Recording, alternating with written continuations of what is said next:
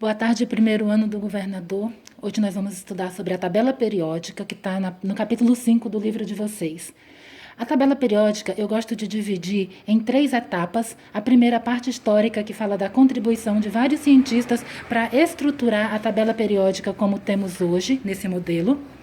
A segunda parte, falando sobre a estrutura da tabela, que ela está dividida entre colunas e linhas, é o que a gente vai ver hoje. E a terceira parte, propriedade dos elementos, que a gente vai ver na próxima aula. Esse formato da tabela periódica é atribuído a Dmitri Mendeleev, ele que organizou essa tabela, embora muitos outros cientistas tenham contribuído, como a gente pode ver na página 103 do livro de vocês.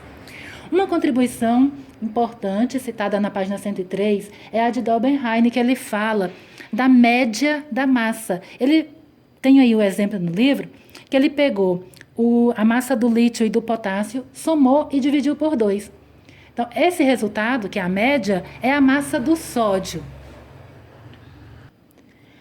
Tem aí também o parafuso telúrico de Shankar-Toar, onde ele analisava a massa dos elementos. A proposta dele era colocar os elementos em ordem crescente de massa no formato de um parafuso.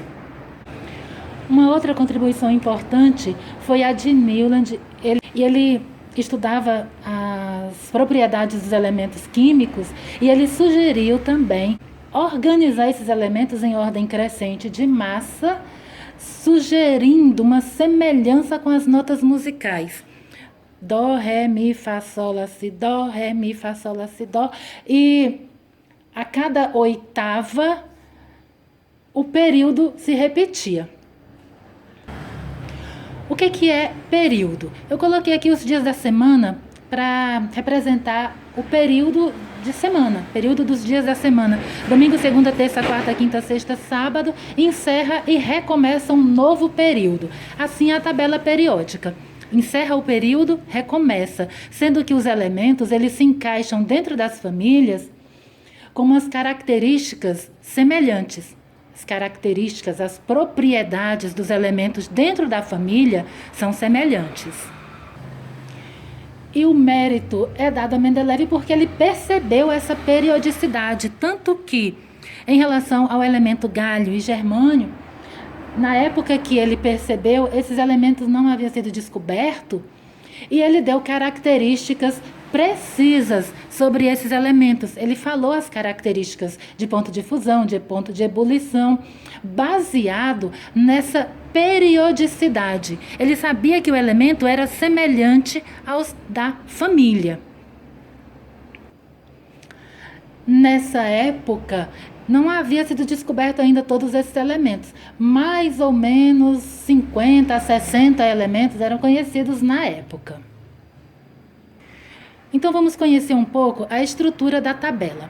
Pessoal, a tabela ela está organizada em colunas e linhas. Eu coloquei aqui em destaque a pintura em colunas, que são os grupos ou famílias. É importante saber esses nomes? Sim, família 1A, metais alcalinos, 2A, metais alcalinos terrosos, 3A, não tem um nome próprio, a gente chama pelo primeiro elemento, do boro. 4A, família do carbono. 5A, família do nitrogênio. 6A, família dos calcogênios. 7A, dos halogênios. E família 0 ou 18 são gases nobres. Essas famílias que eu citei é do grupo A. Esse que eu pintei aqui de vermelho são bloco B. Se a gente contar direitinho, são 18. 1, 2, 3, 4, 5, 6, 7, 8, 9, 10, 11, 12, 13, 14, 15, 16, 17, 18 famílias, 18 grupos. Dentro dessas famílias, as propriedades são semelhantes. Alguém pode perguntar, que tipo de propriedades são semelhantes dentro das famílias? Lembra quando a gente fez a distribuição eletrônica dos elementos? Aquela que fazia S, P, D, F? Pois então, ao fazer a distribuição eletrônica dos elementos, se terminar em S1, é um elemento metal alcalino. Se terminar em S2, metal alcalino terroso. Se terminar em P1, é família do boro, P2 do carbono, P3 do nitrogênio, P4 calcogênio, P5 halogênio e P6 é um gás nobre. Com exceção do primeiro, que é o hélio, que ele termina em S2. Esse de vermelho a gente chama de elementos representativos.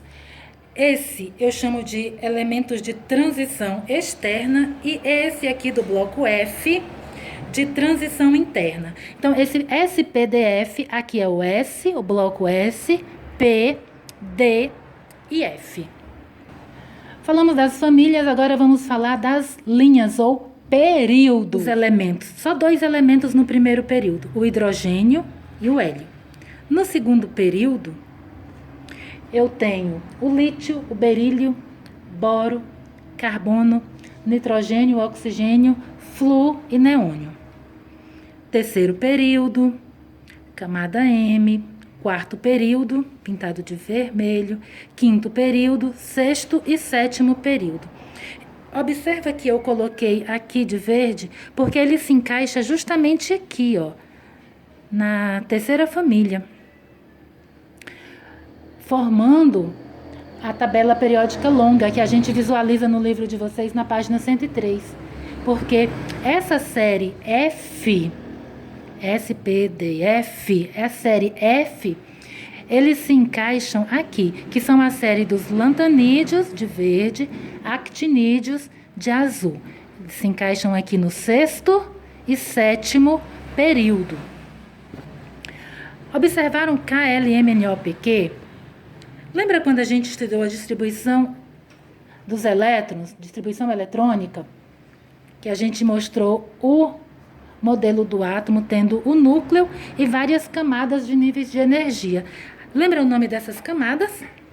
K, L, M, N, O, P e Q. Exatamente essa aqui, KLMNOPQ.